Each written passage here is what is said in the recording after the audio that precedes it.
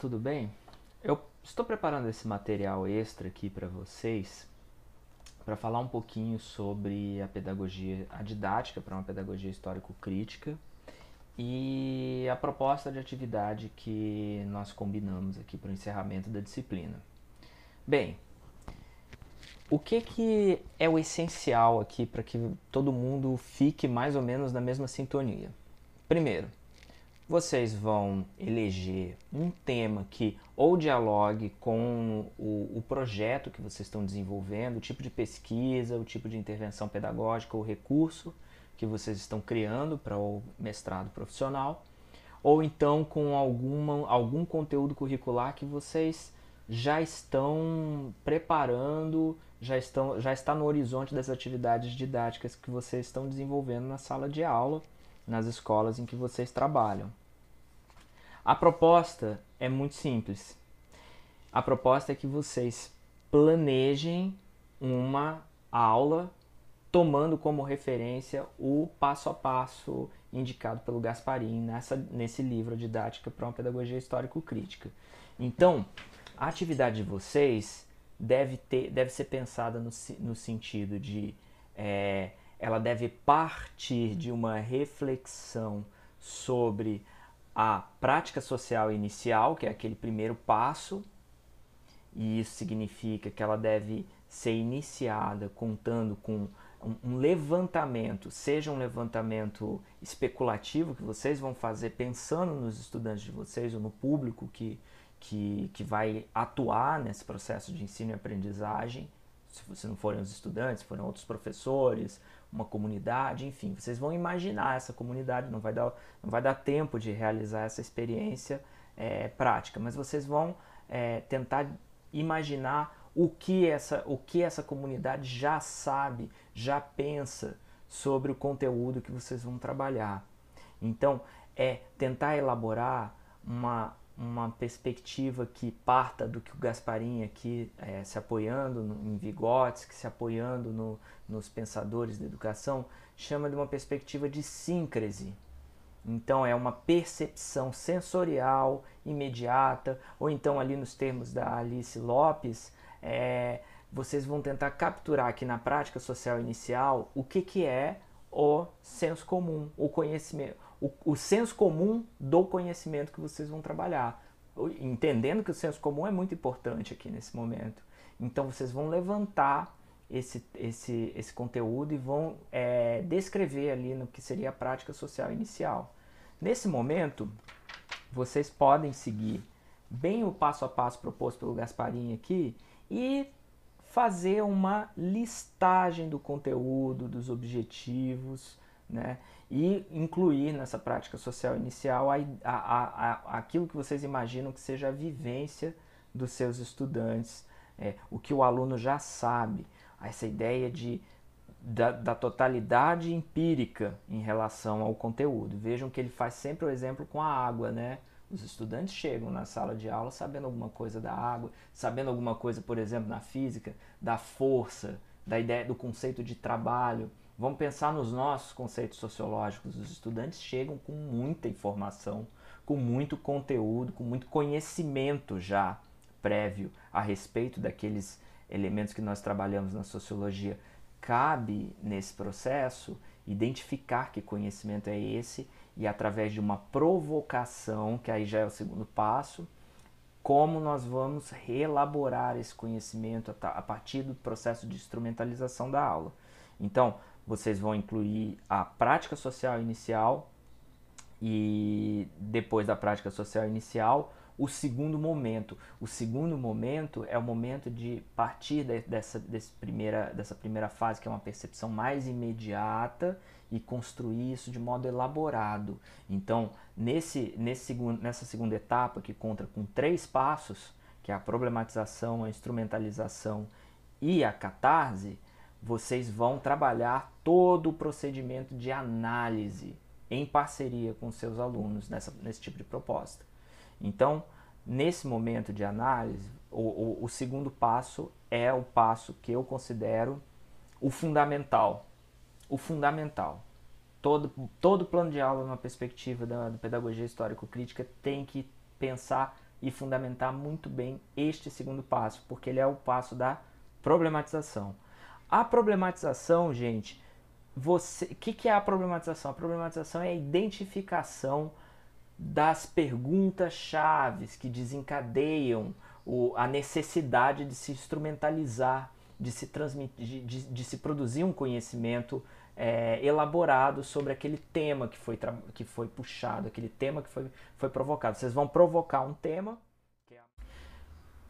Então, no segundo momento, que é o momento da problematização, nós temos aí, de acordo com a proposta do Gasparin, o momento de realmente fazer a identificação e discussão sobre os principais problemas postos pela prática social e pelo conteúdo.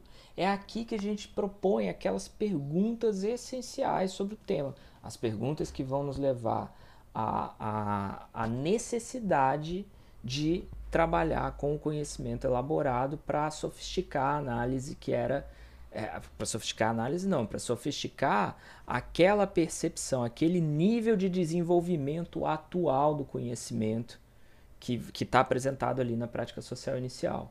Então, gente, é muito importante aqui a gente pensar bem qual que é a pergunta. E uma segunda coisa que é importante ter na problematização, nós temos uma pergunta central, certo? Pensem sempre nos planos de vocês, qual é a pergunta central da aula? Desse processo todo, né, de ensino e aprendizagem. E quais são as dimensões do problema que vocês vão desenvolver. Então, vejam um exemplo que ele dá do plano de aula sobre a água, né? Existe uma dimensão conceitual, existe uma dimensão química, tem a dimensão biológica, tem a dimensão histórica, política sobre os recursos hídricos, econômica, né? Então é social também, da questão da escassez e do acesso, cultural, dos usos religiosos. Então pensem vocês nos temas, nos conteúdos das aulas de vocês, quais são as múltiplas dimensões em que ela pode ser pensada. E para cada dimensão é possível fazer um tipo de pergunta também específica. Isso já é um esforço de fato interdisciplinar. Já é o esforço de tentar visualizar o fenômeno como um fenômeno que integra conhecimentos. Toda boa aula de sociologia leva a essa percepção da integração de conhecimentos, né? Dos conhecimentos que dialogam. Todo conhecimento, de fato, na verdade, nessa perspectiva, uma perspectiva dialética, passa por isso, né? Porque todos eles são, no fim das contas, né, num processo de compreensão completa deles, todos eles são sínteses de múltiplas dimensões discutidas, de múltiplas formas de se analisar. Então, pensem isso na problematização. Na terceira etapa, o terceiro passo é a instrumentalização, e aqui é o recheio do plano de aula, viu? Aqui, gente, vocês descrevem todas as ações. Pensem nas ações docentes e nas ações discentes para a construção do conhecimento, né?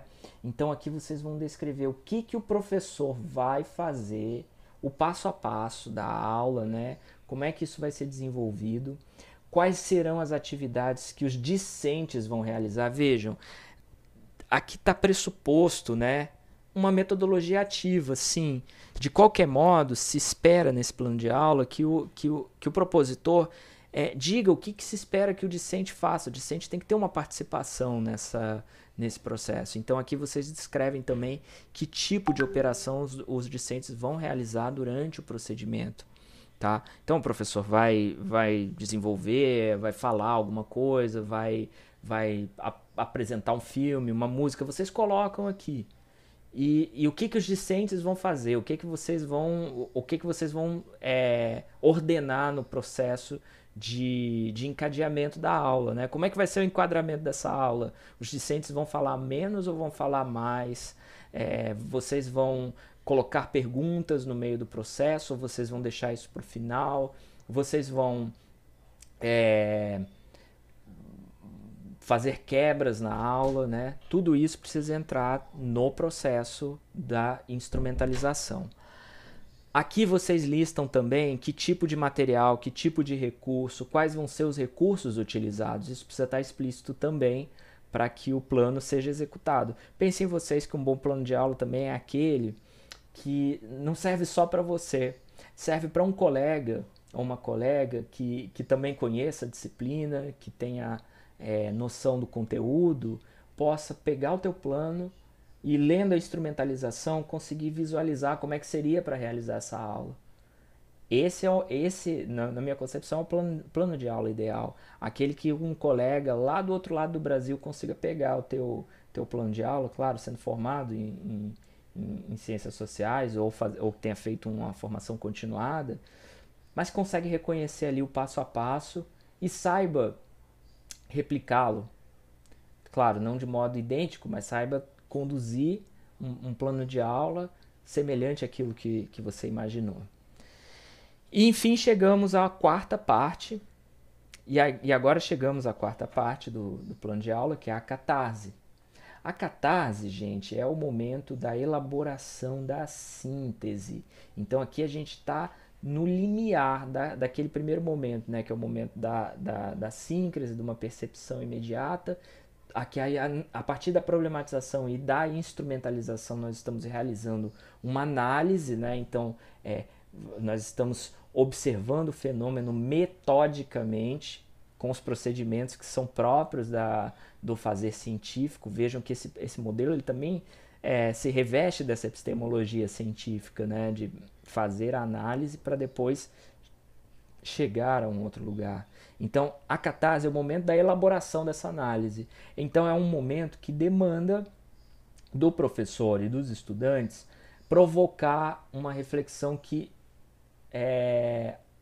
qual que é a nova postura mental após o processo, né? Isso pode ser realizado através de uma avaliação, de um exercício, de uma atividade, de uma expressão prática, seja ela como for. Ela não precisa ser uma avaliação vinculada à nota, mas ela precisa ser um momento de realização de um processo, né? É como se fosse a culminância da atividade. Isso pode ocorrer durante a aula, ou isso pode ocorrer depois, isso pode ocorrer num segundo momento, né? Pensem vocês que a cronologia desse processo não deve ser pensada sempre limitada aos 50 minutos de uma sala de aula, de uma hora, enfim, vocês podem imaginar esse plano num processo mais amplo, aqui no sentido muito de laboratório, né? E esse momento quarto aqui, pensem sempre que essa avaliação ela deve atender às dimensões trabalhadas lá nos objetivos, que são expressos naquele primeiro momento da prática social inicial.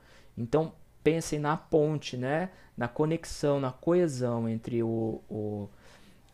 aquilo que vocês encontram ou esperam encontrar no nível de desenvolvimento atual, na prática social que os estudantes trazem, das suas trajetórias, das suas experiências, dos seus conhecimentos, e a transformação dessa perspectiva, os sentidos, pelo menos, das transformações nessas perspectivas que são objetos do tema da aula de vocês, do plano de ensino que vocês estão desenvolvendo. Então, esse momento aqui ele deve ser pensado nesse sentido, de fazer essa conexão. E, por fim, o quinto momento, que é o momento da prática social final, ou então o novo nível de desenvolvimento, pensando no desenvolvimento proximal do Vygotsky, né?